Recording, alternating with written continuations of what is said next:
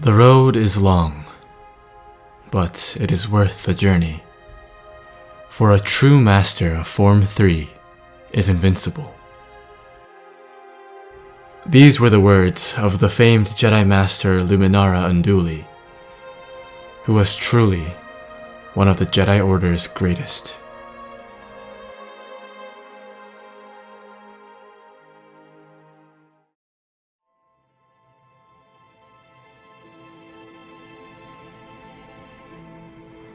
Soresu, also known as the Way of the Mynock, was the third of the 7 classical forms of lightsaber combat. Fittingly to its defensive style, Soresu was also referred to as the Resilience form, and was developed to combat the rising prominence of blaster technology, against which both Makashi and Shicho were of little use. Soresu focused on defending the user from multiple attacks. Much like Makashi, it relied on an economy of motion, both in terms of efficient blade work and minimal energy expenditure. Form 3 utilized momentum and a constant movement of the blade to deflect and redirect attacks, but in turn offered only a limited set of offensive maneuvers, a weakness for which it received heavy criticism from lightsaber wielders of the time. As an answer to this weakness, the offense-heavy forms of Ataru, Gemso, and Juyo would be developed.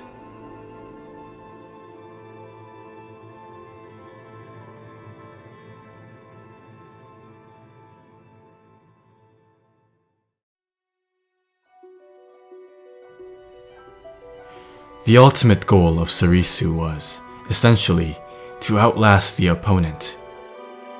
For this reason, Jedi and Sith who placed a high emphasis on Soresu were often of small stature, lacking the strength and brute force required for some of the more offensively focused lightsaber forms.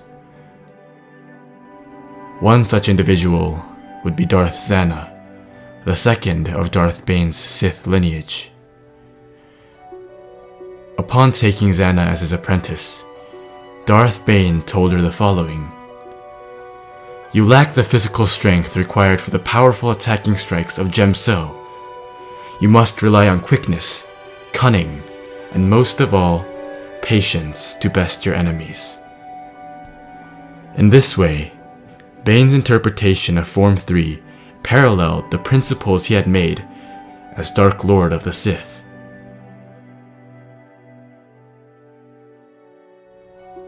Over the years, Zana became a proficient lightsaber duelist, capable of creating near impenetrable defensive barriers through the use of her double-bladed lightsaber.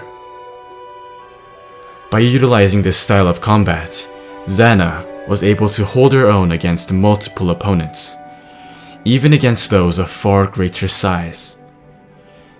This was evidenced during the Battle of Tython, when she took on the Jedi Knights Saro Zaj and Johun Athone single-handedly, and managed to come out of the encounter victorious. However, Zana's explicit focus on the defensive style of Soresu would serve her poorly in situations that saw her as the primary aggressor. Because of this limitation, Zana would fail to kill her master Bane in several occasions. During their final battle, Zana would once again become overwhelmed by her master's powerful attacks, and eventually resort to Sith sorcery, amplified in effect by Ambria's Force Nexus, to defeat Bane and take the mantle of Sith Master for herself. But despite Zana's incredible proficiency in Form 3, others would rise to surpass her in the eons to come.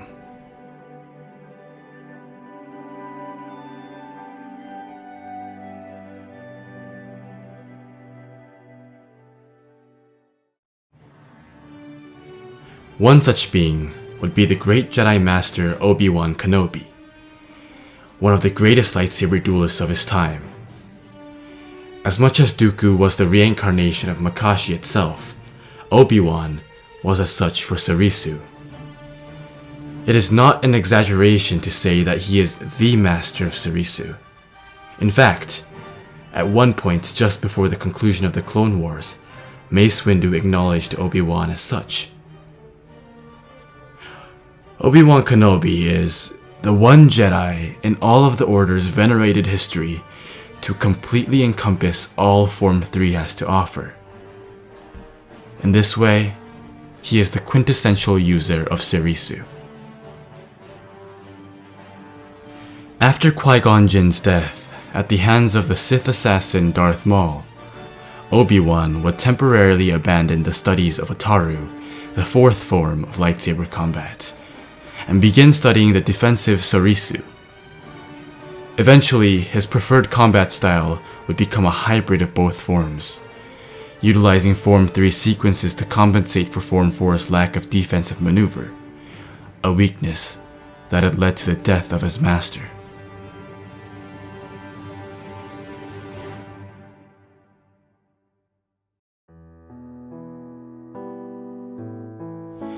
At his peak, Obi-Wan Kenobi's blast deflection skills were said to be so finely honed to the point where he could, quote, literally walk unscathed through what was described as hornet swarms of blaster fire, single-handedly deflecting blasts from all directions simultaneously.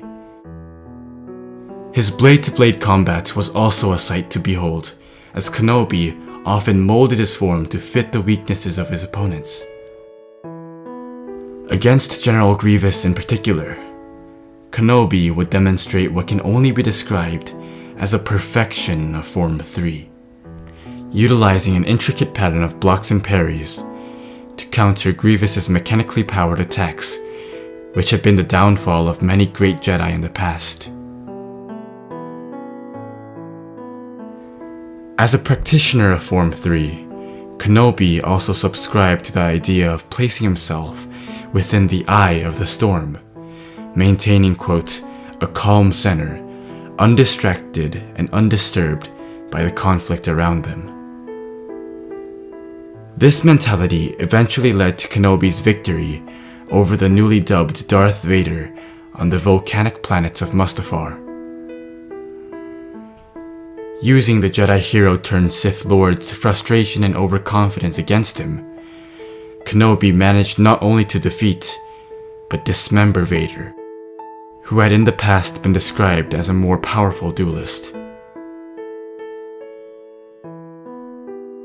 When Kenobi once again faced Darth Vader on the Death Star, 17 years into Palpatine's reign, his skills had, understandably, fallen off somewhat. Even so, he managed to hold his own against Vader's powerful Form 5. But rather than continue a losing fight, Kenobi opted to sacrifice his physical self and become one with the Force.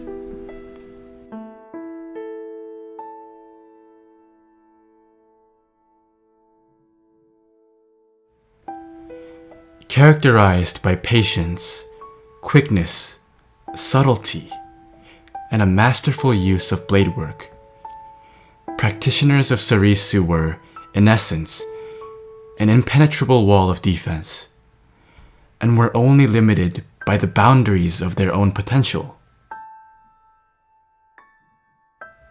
And that is the way of Form 3. Thank you for watching, and may the Force be with you.